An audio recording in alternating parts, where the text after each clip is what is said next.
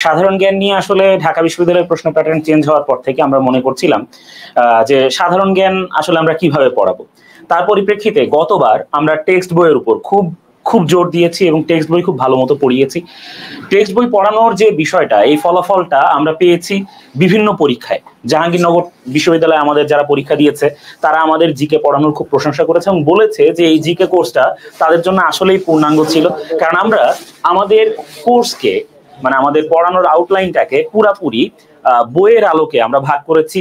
এবং এখানে যদি আমরা একটু দেখাই তাহলে আমরা দেখতে পাই যে প্রথম যে টপিকটা, এখানে আমরা বিষয়, টপিক এবং মন্তব্য সেকশনে এটা বাংলাদেশ নাকি আন্তর্জাতিক বিষয় এটা আলাদা করে দিয়েছি।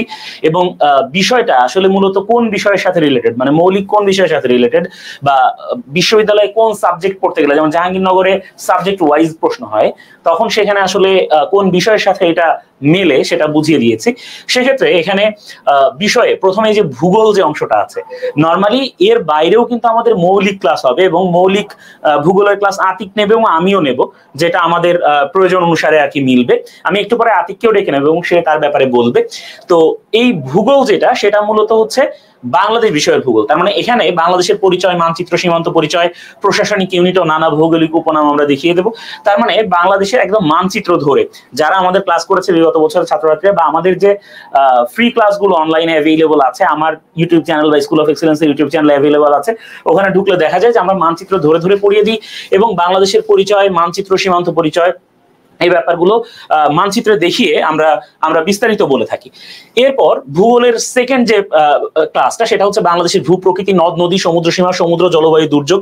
আমরা ভূপ্রকৃতির পাশাপাশি মানে পাহাড় পর্বত বিশ্লেষণ তো বটেই, তার সাথে নদ নদীগুলো একদম কোন দিক দিয়ে বাংলাদেশে ঢুকছে, কিভাবে সামনে আগাচ্ছে, নদীগুলো থেকে কিভাবে শাখাগুলো বেরোচ্ছে এবং অন্য কোন নদী থেকে উপনদী হয়ে এই নদীতে পানি দিচ্ছে, এই ব্যাপারগুলো একদম বিস্তারিত আমাদের মানচিত্রে দেখিয়ে দিই। আশা করছি যে স্ক্রিনের মানচিত্র তোমাদের মনের মধ্যে গেঁথে দিতে পারবো।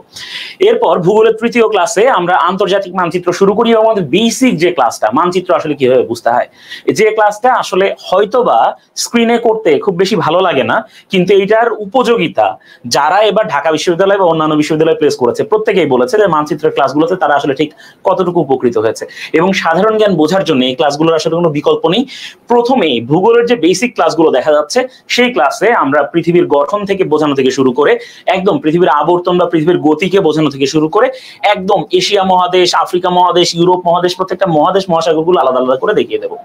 এরপর ইতিহাস পোরশনে আমরা প্রাচীন বাংলার ইতিহাস থেকে শুরু করব, যেটা বাংলাদেশ বিষয়। তারপরে থাকছে বাংলাদেশের ইতিহাস। এরপরে ইতিহাসে থাকছে পৃথিবীর প্রাচীন সভ্যতার ইতিহাস, বিভিন্ন বিপ্লব, যুদ্ধ এবং ইতিহাসের আরো আন্তর্জাতিক পোরশন, যেটা প্রথম বিশ্বযুদ্ধ, জাতিপুঞ্জ, দ্বিতীয় বিশ্বযুদ্ধ, জাতিসংঘ। বোঝানোর সুবিধার জন্য একটু বলে নি, এখানে যে আইআরটা লেখা হয়েছে, এই আইআর হচ্ছে ইন্টারন্যাশনাল রিলেশনস। আমরা জানি জাহাঙ্গীরনগরে ইন্টারন্যাশনাল রিলেশনস থেকে প্রশ্ন আসবে, এরকম একটা কথা স্টুডেন্টদেরকে বলা হয়। এবং তোমরা মানে যারা আজকে ক্যামেরার ওই পাশে বিভিন্ন স্ক্রিনে আমার চেহারাটা দেখছো, এই বোর্ডটা দেখছো, তারা আসলে খুব কনফিউজড হয়ে যাও এবং ভাবো যে আসলে তাইলে ভাই আইআর এর কি পড়বো, বা স্যার এখন আইআর এর কি পড়বো, মানে তারা টেনশনে পড়ে যাও। অনেক বই কেনো, বাজারে যে বইগুলো আছে সেখানে আইআর এর আসলে আলাদা করে কিছু খুঁজে পাও না, তখন আরো কনফিউজড হয়ে যাও যে তাইলে ভাইয়া কি করলাম, কি বিপদে পড়তে যাচ্ছি। সেক্ষেত্রে দেখো আইআর বলতে কি আসলে, এই যে তোমরা যে এই যে পৃথিবীর প্রাচীন সভ্যতার ইতিহাস, এই যে প্রথম বিশ্বযুদ্ধ, জাতিপুঞ্জ যে তোমরা পড়বা, এইটাও বেসিক্যালি আইআর এর মানে আলোচনার বিষয়। তার সাথে এই যে বিশ্বের নানা চুক্তি, বিরোধপূর্ণ অঞ্চল এবং বিরোধের ইতিবৃত্তের যে বিষয়টা, এইটা দিয়ে পুরো পৃথিবীর জিওপলিটিক্সটাকে আমি একদম খুব সুন্দর করে তোমাদের সামনে উপস্থাপন করব। এই ক্লাসটা করার পরে তোমরা জানবা যে ইসরায়েল ফিলিস্তিন যুদ্ধ মানে কেন অপরিহার্য, কেন এটা হইতে হয়, এবং মানে আনুষঙ্গিক সকল কিছু আমি চেষ্টা করবো তোমাদের সামনে ক্লিয়ার করে দেওয়ার জন্য। এবং আরেকটা বিষয় তোমরা হয়তো মনে করতে পারো যে তাহলে সাম্প্রতিকের বিষয়টা কি হবে, বলে রাখছি আমাদের ক্লাসের মধ্যে এই সাম্প্রতিকের ক্লাস যদিও 13 নম্বরে আছে, কিন্তু তোমাদের ক্লাস শুরু হওয়ার পরে যদি এর মাঝে যে কোনো সময় মাসের 1 থেকে 10 তারিখের মধ্যে তোমাদের ওই মাসের কারেন্ট অ্যাফেয়ার্সটা আমরা মানে দাগ দিয়ে তোমাদের পড়ার উপযোগী করে তারপরে তোমাদের কাছে পিডিএফ সেন্ড করে দিই। এই বিষয়টা হচ্ছে যে তোমরা যারা সাম্প্রতিকের প্রস্তুতি একই সাথে সিমালটেনিয়াসলি চালিয়ে নিতে চাও, তাদের জন্য এটা খুবই খুবই খুবই উপযোগী হবে। আরেকটা ব্যাপার, আমি একটু আমার সাথে ডেকে নেব আমাদের আতিককে এবং একই সাথে আবিদ শাহরিয়ারকে। আমি তাদের দুজনকে ডেকে নেব, তোমরা যদি একটু এখানে আসো, আতিক এবং আবিদ। আসলে দুটো ব্যাপার এখানে থাকে, দুটো বিষয় এখানে থাকে এবং এই দুটো বিষয় আসলে আমরা এই এই দুটো বিষয় আমরা আসলে একটু বলি। এই যে এখানে পৌরনীতি সুশাসন আছে, অর্থনীতি আছে। অর্থনীতি এখানে 3টা ক্লাস। আমি একটু বলে দিই, আতিক তুমি গতবার অর্থনীতির কয়টা ক্লাস নিয়েছো মোট? অর্থনীতিতে আমাদের এখানে যে ক্লাস সংখ্যা দেওয়া থাকে তার চেয়ে বেশি আমরা ক্লাস নিই যে কোনো কোর্সেরই। এবং অর্থনীতি কয়টা ক্লাস নিয়েছো? আমরা সর্বনিম্ন, তোমরা যারা ক্লাস করেছো দেখেছো, সর্বনিম্ন 10টা ক্লাস নিয়েছি শুধুমাত্র অর্থনীতির উপর। এবং আতিকের এই কথার সাথে আমি জাস্ট বলে দিই, এই যে 3টা অর্থনীতি ক্লাস যেখানে আছে, এই 3টা অর্থনীতি ক্লাস আমি নেব। এবং এই 3টা অর্থনীতি ক্লাসে আমি অর্থনীতির এই যে মৌলিক ধারণা, চাহিদা যোগান, এগুলোর পাশাপাশি বিশ্ব অর্থনীতি, অর্থনীতির নতুন যে ধারণাগুলো আছে এই বিষয়গুলো ক্লিয়ার করব। আর আতিক যেটা করবে, একেবারে তোমাদের অর্থনীতি বই ধরে ধরে সে তোমাদের অর্থনীতির প্রত্যেকটা চ্যাপ্টার ওয়াইজ বিশ্লেষণ তোমাদের সামনে হাজির করবে। তার মানে তোমরা একই সাথে অর্থনীতির নতুন থিওরি বা যেটা আমরা আগে ডি ইউনিটের জন্য যেভাবে পড়তাম ওই স্টাইলে যেমন তোমরা জানতে পারছো, একই সাথে তোমাদের সামনে একেবারে এইচএসসি সিলেবাস অনুযায়ী অর্থনীতিটা পুরো ক্লিয়ার হয়ে যাচ্ছে। মাদ্রাসার ছাত্রদের অনেকেরই অর্থনীতি থাকে না, অনেকেরই পৌরনীতি থাকে, অর্থনীতি থাকে না, অনেকেরই অর্থনীতি থাকে, পৌরনীতি থাকে না। ভাই তোমরা প্রশ্ন করে করে মাথা নষ্ট করে ফেলো প্রত্যেক বছর। আতিক তুমিও মনে হয় প্রশ্ন পাও এই ধরনের প্রশ্ন, যেটা আসলে ভাইয়া বা স্যার কি করব। এবং আমি তুমিও জানো যে ব্যাপারগুলো থাকে সব সময়। তো সেক্ষেত্রে আমরা অর্থনীতির কোর্স আউটলাইনটা এখানে যেটা, এই কোর্স আউটলাইনে ভাইয়া মাত্র 3টা অর্থনীতি ক্লাস, এটা মনে করার দরকার নেই। যদিও 3টা অর্থনীতি ক্লাসও নেয় কম না, কিন্তু আমরা এর পাশাপাশি আরো প্রায় 10টা ক্লাস থাকবে যেটা তোমাদের মৌলিক ক্লাস হিসেবে তোমরা পাচ্ছ। তাহলে অর্থনীতির প্রত্যেকটা চ্যাপ্টারে তোমরা মোটামুটি মোট এখানে মিনিমাম 10টা তোমরা অর্থনীতি ক্লাসই পাবে। এছাড়া এইখানে এই যে সমাজ বিজ্ঞানের আলোচনা থাকছে, সমাজ বিজ্ঞানে যে বাংলাদেশের জনসংখ্যা, নৃতাত্ত্বিক সূচক, প্রত্নতত্ত্ব, পরিবহন, যোগাযোগ, এছাড়া এর সাথে সমাজ বিজ্ঞানের কোল্যাব করার জন্য আবিদ থাকবে। আবিদ ঢাকা বিশ্ববিদ্যালয়ের সমাজ বিজ্ঞানেরই ছাত্র এবং আবিদ আমার মনে হয় যে এবার আমরা সমাজ বিজ্ঞানে আরো 2টো ক্লাস দেব, যেটা সমাজবিজ্ঞানের যে গুরুত্বপূর্ণ বিষয়গুলো আছে বা অনেকগুলো এই যে সমাজবিজ্ঞানের নানা সোশ্যাল ডিসকোর্সের বিভিন্ন রকম ব্যাপার থাকে, তারপরে যে পারিবারিক সম্পর্কের ব্যাপার থাকে, তাই না? মোট কথা এই যে তথ্যগুলো বিশ্লেষণ করে বোঝানোর জন্য আবিদ মোটামুটি থাকবে। কি আবিদ? আমার মনে হয় যে আবিদ যদি সমাজবিজ্ঞানের এই বিষয়টা, আবিদ তুমি যদি ওদেরকে ঠিক মতো, অলরেডি তুমি আমাদের একাডেমিক্সে দেখাচ্ছ আর কি বিষয়টা, তো সেক্ষেত্রে আমরা দেখেছি এবার সমাজবিজ্ঞানে গুচ্ছে প্রচুর প্রশ্ন এসেছে। মোটামুটি কয়টার মতো প্রশ্ন এসেছে আবিদ সমাজবিজ্ঞান থেকে? অ্যানালাইসিস করলে দেখা যাবে প্রায় 5টা থেকে 6টার মতো প্রশ্ন আসছে সমাজবিজ্ঞান থেকে। এবং এটা কিন্তু শুধুমাত্র এই বছরেই না, এটা কোন একটা সাডেন বা অ্যাক্সিডেন্টাল ব্যাপার না। গত বছরের প্রশ্ন অ্যানালাইসিস করলে আমরা দেখব যে সমাজবিজ্ঞান থেকে কিন্তু একটা বৃহৎ অংশের প্রশ্ন এসেছে। এবং সমাজবিজ্ঞানের যে বিষয়গুলো, এখানে কিছু কিছু জিনিস আছে যেগুলা তুমি সমাজবিজ্ঞান না পড়লে পারবাই না। যেরকম এইবার একটা ব্যাপার ছিল যে সামাজিক উন্নয়ন কোনটার মাধ্যমে হবে, এটা কিন্তু এক একজন এক এক মতবাদ এখানে দিতে পারো, কিন্তু অবজেক্টিভ যে ব্যাপারটা, উত্তর তো সবসময় একটাই হবে। একটা উত্তর যেটা হবে সেটা তুমি সমাজবিজ্ঞান না পড়লে কিন্তু কখনোই দিতে পারবে না। এবং আরেকটা ব্যাপার আমি আবিদের সাথে যোগ করতে চাই এখানে, আতিক তুমিও জানো যে আমরা যখন প্রশ্ন সমাধান করি ওই সময় আমি দেখেছি যে প্রশ্নটাই আমাদের কাছে মনে হচ্ছে অপরিচিত বা আমরা ঠিক দেখি নাই, আসলে সেই প্রশ্নটাই কিন্তু সমাজবিজ্ঞান রিলেটেড ছিল।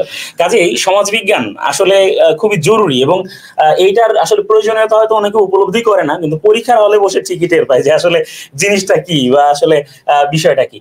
এবং এই যে 19 নম্বরে কারেন্ট অ্যাফেয়ার্স ক্লাস রাখা হয়েছে, এটা জাস্ট একটা সৌজন্য। আমি বলেছি যে মানে এটা জাস্ট দেখানোর জন্য আমি বলেছি যখনই 1 থেকে 10 তারিখের মধ্যে কারেন্ট অ্যাফেয়ার্স বিষয়টা ক্লিয়ার করা হবে। এরপর আমরা দেখছি যে বাংলাদেশের শিক্ষা, জাতীয় বিষয়াবলী, শিল্প, সাহিত্য, সংস্কৃতি, ব্যক্তিত্ব পুরস্কার, খেলাধুলা, বাংলাদেশ প্রসঙ্গে, এগুলো মূলত এই যে সাংবাদিকতার ক্ষেত্রে যেটা পৃথিবীর শিল্প, সাহিত্য, সংস্কৃতি, সংবাদপত্র, সংবাদ মাধ্যম, খেলাধুলা। আচ্ছা আতিক, আইসিটি থেকে তুমি গতবার কয়টা ক্লাস নিয়েছিলে? আইসিটি থেকে আমরা প্রত্যেকটা মৌলিক জিকের মতোই প্রত্যেকটা চ্যাপ্টার আলাদা করে ক্লাস নিয়েছি। অর্থাৎ আইসিটির উপরেই আমরা 5 থেকে 6টা ক্লাস নিয়েছি, যেগুলা গত বছরের সংক্ষিপ্ত সিলেবাসে ছিল। এবং যেহেতু আমাদের আলোচনাতে দেখছি কয়েকটা বিষয় আসছে যেগুলা মৌলিক জিকে রিলেটেড, আমি একটা কথা এখানে অ্যাড করতে চাই যে এবার অনেকে ধারণা নিতে পারো যে সর্বশেষ ঢাকা বিশ্ববিদ্যালয়ে যে ভর্তি পরীক্ষা হলো 2023-24 সেশনে, সেখানে মৌলিক জিকে থেকে কোশ্চেন ছিল না। তোমাদের মনে হতে পারে যে না, ঢাকা ইউনিভার্সিটি হয়তো আর কোশ্চেন করবে না। তবে একটা মজার তথ্য এখানে আছে যে এর আগের বছরগুলোতে ঢাকা বিশ্ববিদ্যালয়ে 2টা ইউনিটের পরীক্ষা হতো, মানবিকের শিক্ষার্থীরা পরীক্ষা দিত, একটা বি ইউনিট, অন্যটা ডি ইউনিট। অবশ্যই তো বি ইউনিটের কোশ্চেন সাধারণত করতো কলা অনুষদ এবং ডি ইউনিটের কোশ্চেন করতো সামাজিক বিজ্ঞান অনুষদ। তবে এখন যখন ইউনিট 2টা মার্জ করা হয়েছে তখন কিভাবে কোশ্চেন করা হয়, কলা অনুষদ করে নাকি সামাজিক বিজ্ঞান অনুষদ? এবারের কোশ্চেন করেছিল সামাজিক বিজ্ঞান অনুষদ, যেই কারণে তারা ডি ইউনিটের স্ট্যান্ডার্ডে কোশ্চেন করেছে, ডি ইউনিটে মৌলিক জিকে আসতো না, ওরাও দেয়নি। এবং আজকে ঢাকা বিশ্ববিদ্যালয়ের সাবজেক্ট চয়েসের ভাইবা হয়েছে, এবং তোমরা যারা দেখেছো তোমাদের বড় ভাই বড় আপুরা চান্স পেয়েছে, তাদের ভাইবা কিন্তু কলা অনুষদ নেয়নি, তাদের ভাইবা নিয়েছে সামাজিক বিজ্ঞান অনুষদ। তাহলে সকালবেলা আমরা কনফিউজ হয়ে গেছিলাম। হ্যাঁ, আমরা প্রথমে কলা ভবনের সামনে যে দাঁড়ায় আছি, দাঁড়ায় থাকার পরে হঠাৎ করে আমাদের মনে হলো কি ব্যাপার, লোকজন নাই, তাহলে কোথায় হচ্ছে, পরে আমরা সামাজিক বিজ্ঞান অনুষদের সামনে। এবার তোমাদের পরীক্ষা যদি কলা অনুষদ নেয়, তাহলে আবারও কিন্তু মৌলিক জিকে যে কোশ্চেন সেইগুলা প্রচুর আকারে আসবে। আবার যদি সামাজিক বিজ্ঞান অনুষদ নেয়, তাহলে মৌলিক জিকে বাদ দিয়ে তারা আবার ডি ইউনিটের স্ট্যান্ডার্ডে কোশ্চেন করবে। তো এবছর এই সমস্যাটা বেসিক্যালি হয়েছে আতিক, যেহেতু অনুষদের নাম হয়েছে কলা ও সামাজিক বিজ্ঞান অনুষদ, এই কারণে আমার মনে হয় যে বাই রোটেশন প্রশ্ন হতে পারে। আবার বলাও যায় না যে এবার সামাজিক বিজ্ঞান করেছে বলে যে পরে কলা করবে, নির্ধারিত হওয়ার সম্ভাবনা রয়েছে। কাজে এমন হতে পারে যে পরপর 3 বছর হয়তো সমাজ বিজ্ঞান অনুষদই করছে, আবার এমন হতে পারে এর পরের 2 বছর হয়তো কলা অনুষদই। You have to ready for encounter. হ্যাঁ, ওকে। তো এখানে আইসিটির যে একটা ক্লাসের কথা বলা হয়েছে, এর মানে কিন্তু এই না যে আইসিটির একটা ক্লাস হচ্ছে। আইসিটি এবার আতিক এবং আবিদ মিলে আইসিটির একটা মানে খুবই সময় উপযোগী এবং খুব জরুরি স্টুডেন্টদের জন্য, মানে স্টুডেন্টদের তোমাদের চাহিদা অনুযায়ী তারা একটা চমৎকার কোর্স আউটলাইন রেডি করবে আইসিটির জন্য। এবং আইসিটি থেকে তোমরা মৌলিক বিষয়ের মানে তোমাদের একেবারে বই, এইচএসসি যে বই, সেই বই অনুযায়ী তোমরা আইসিটির ক্লাস পাবে। এবং আশা করছি যে এরপরে জাহাঙ্গীরনগরের জন্য আইসিটি, তারপরে তোমরা যেগুলো বলো মানে স্টুডেন্টরা যেগুলো বলে ভাইয়া চট্টগ্রাম বিশ্ববিদ্যালয়ের জন্য আমরা আইসিটি কি পড়বো, এটার জন্য ভাই এখানে তো আইসিটির 25 নাম্বার থাকে, ভাই গুচ্ছে তো প্রচুর আইসিটি থাকবে, কোনো আইসিটি বাদ যাবে না ভাই, সকল আইসিটি আতিক এবং আবিদ মিলে শেষ করে দেবো, আমরা বাঁচতে দেবো না ওকে। আচ্ছা, এরপরে আমরা দেখছি যে এই যে গেরিলা গোয়েন্দা, এগুলো কিন্তু আইআর এর রিলেটেড ব্যাপার আর কি অনেকটা। হ্যাঁ, তো এরপরে সাম্প্রতিকের একদম শেষে, সাম্প্রতিকের একেবারে মানে পুরো সাম্প্রতিকের একটা স্পেশাল ক্লাস হবে, বাংলাদেশের একটা এবং আন্তর্জাতিকের একটা। এরপরে সুপার শর্ট সাজেশন থাকবে, যেটা ভর্তি পরীক্ষা সিলেবাস ও ইউনিট অনুযায়ী আমরা বলেছি। এই সুপার শর্ট গুলো আসলে কি? আতিক, তুমি গতবারে সুপার শর্ট দেখেছিলে কিনা? সুপার শর্ট ক্লাস আমি যেহেতু নিইনি, এবং যেই ক্লাসগুলো আপনার মাধ্যমে হয়েছে আমি মনে করি যে এটা আপনারা এক্সপ্লেইন করতে। আচ্ছা, দেখো এই সুপার শর্ট বা ওয়ান শট তোমাদের দুজনের জন্য একটু বলি। সুপার শট বা ওয়ান শটের বিষয়টা হচ্ছে, দেখো অন্য সবাই ওয়ান শট বলে, বাংলা ইংরেজি যারা আছে, কারণ তারা আসলে এটা ওয়ান শট বললেও জিকে ক্লাসটা হচ্ছে সুপার, এই জন্য জিকে ক্লাসের নাম হচ্ছে সুপার শট। বিষয়টা কি? বিষয়টা হচ্ছে যে এখানে আমরা দেখো বলা হচ্ছে ওয়ান শট ক্লাস, মানে আমরা যেটা সুপার শট ক্লাস বলছি, বেসড অন ঢাকা ইউনিভার্সিটি 1, তার মানে ঢাকা বিশ্ববিদ্যালয়ের কোশ্চেন প্যাটার্ন আমরা বিশ্লেষণ করব 3 জন বসে, এবং বিশ্লেষণ করে সেই অনুযায়ী আমরা ঢাকা বিশ্ববিদ্যালয়ের মানে আসার মতো প্রশ্নগুলো নিয়ে সেগুলোর সমাধান করবো এমসিকিউ লাইভে স্টুডেন্টদের সাথে হেল্প নিয়ে। তার মানে এর মাধ্যমে আমরা ঢাকা বিশ্ববিদ্যালয়ে আসার উপযোগী প্রশ্নগুলোকে বিশ্লেষণ করব, সেইগুলোর রিলেটেড তথ্যগুলো স্টুডেন্টদেরকে জানাবো, এবং এই কাজগুলো আমরা 3 জন মিলেই করব। হ্যাঁ, মানে মোটামুটি আমি তো সুপারভাইজ করব, এবং আতিক এবং আবিদ তাদের মৌলিক জিকের উপর তাদের যে দখলবাজি দক্ষতা সেটা দিয়ে আমাকে অ্যাসিস্ট করবে। হ্যাঁ, পুরোপুরি ব্যাপারটা এভাবে করবে। এভাবে মোট ঢাকা বিশ্ববিদ্যালয়ের জন্য থাকবে মোট 3টা ওয়ান শট, মানে শুধু ঢাকা বিশ্ববিদ্যালয়ের জন্যই খ ইউনিটের জন্য 3টা ওয়ান শট থাকছে, যেগুলোকে আমরা তো সুপার শট বলছি। এবং চট্টগ্রাম বিশ্ববিদ্যালয়ের জন্য থাকছে 2টো, রাজশাহী বিশ্ববিদ্যালয়ের জন্য থাকছে 1টা, জিএসটি বা গুচ্ছের জন্য থাকছে 1টা, জাহাঙ্গীরনগর ইউনিভার্সিটির জন্য থাকছে 2টো, এবং বিইউপির জন্য মানে 2টা আলাদা আলাদা ইউনিটের জন্য থাকছে 2টো সুপার শট ক্লাস জিকে। এবং এর মধ্য দিয়ে একদম পরীক্ষার আগ পর্যন্ত, তার মানে আমরা কোর্স শুরু করার আমাদের নির্ধারিত সময় আছে, কিন্তু বলছি যে কোর্স শেষ করার আমাদের কোনো নির্ধারিত সময় নেই। যতদিন প্রত্যেকটা বিশ্ববিদ্যালয়ে ভর্তি পরীক্ষা না হবে, যতদিন পর্যন্ত বাংলার ঘরে ঘরে প্রত্যেকটা ছাত্রকে আমরা বিশ্ববিদ্যালয় পর্যন্ত পৌঁছে না দিতে পারবো, ঠিক আছে, মানে ভর্তি পরীক্ষার হল পর্যন্ত পৌঁছে দিতে না পারবো আর কি, হ্যাঁ, ততদিন পর্যন্ত আমাদের ক্লাস শেষ হবে না। তারপরে যখন ভর্তি পরীক্ষা শেষ হবে তখনই আমাদের ক্লাস শেষ হয়ে যাবে, এটাই হচ্ছে কথা। তো এই ছিল মোটামুটি সাধারণ জ্ঞানের কোর্স আউটলাইন। আতিক বা আবিদ, তোমরা কিছু যোগ করতে চাও কিনা, বা স্টুডেন্টদের জন্য তোমরা কিছু বলতে চাও কিনা? আমি সর্বশেষ একটা কথা বলতে চাই যে আমাদের যে কোর্স আউটলাইন থাকে, এখানে বিষয়টা এমন না যে আমরা ক্লাস নিই স্ক্রিনের ওপর থেকে তোমরা জাস্ট ক্লাস দেখো, বিষয়টা এমন না। এখানে কিন্তু মিউচুয়াল যে কমিউনিকেশন সেটার ব্যবস্থা আছে। তো আমরা বিগত সেশনগুলোতে দেখেছি যে স্টুডেন্টরা অনেক সময় আমাদেরকে রিকোয়েস্ট করে বা বলে যে স্যার এই বিষয়ে একটা ক্লাস এক্সট্রা দিলে সুবিধা হতো, বা এই বিষয়টা ডাউট সলভ ক্লাস দিতে ভালো হতো, বা এখানে একটা সলভ ভিডিও দিলে ভালো হতো। তো আমরা কিন্তু এই ভিডিওগুলো বা এই ক্লাসগুলো পরবর্তীতে অ্যাড করেছি বিগত বছর। তুমি একটা চমৎকার পয়েন্ট আসলে বলেছো, এটা একটা চমৎকার পয়েন্ট। তার মানে আমরা অন্যদের অন্যদের ফেসবুকে নর্মালি লাইভ যে ক্লাসগুলো হয় সেখানে আসলে শিক্ষকদেরকে সরাসরি বা মেন্টরদেরকে সরাসরি প্রশ্ন করার সুযোগ থাকে না। আমাদেরকে তোমরা সরাসরি প্রশ্ন করতে পারো এবং তোমাদের চাওয়া, তোমাদের প্রয়োজনটা তোমরা জানাতে পারো। আর আমাদের কাছে কি প্রয়োজন জানিয়েছে এবং আমাদেরকে সেই প্রয়োজন উপলব্ধি করাতে পেরেছে, কিন্তু আমরা সেই প্রয়োজন অনুযায়ী সার্ভ করি নাই, এমন ব্যাপার আসলে স্কুল অফ এক্সিলেন্সে কখনো হয়নি। তাহলে দুটো পয়েন্ট থাকছে, একটা হচ্ছে আমাদেরকে প্রয়োজনের কথা বলতে হবে, এবং সেকেন্ড হচ্ছে সেই প্রয়োজনটা আমাদেরকে উপলব্ধি করতে হবে বা আমাদের মনে করতে হবে যে এটা তোমাদের জন্য জরুরি, তারপর পরই তোমরা সেটা পেয়ে যাবে। হ্যাঁ, বেশি সময় নিচ্ছে, সাইফ স্যার লাইভে না আসতে পারে, কমেন্ট করেছে একটা গুরুত্বপূর্ণ পয়েন্ট। আচ্ছা আচ্ছা, আমি যে কথাটা বলবো যে আতিক আর হলো গিয়ে শাহরিয়ার স্যার যে কথাগুলো বলেছে এখানে মোটামুটি সবই কভার হয়ে যায়। আমি তোমাদের একটু একটা ছোট ওয়ার্নিং বা দিতে চাই, যেহেতু তোমরা সামনে বিশ্ববিদ্যালয়ে পরীক্ষা দিবে।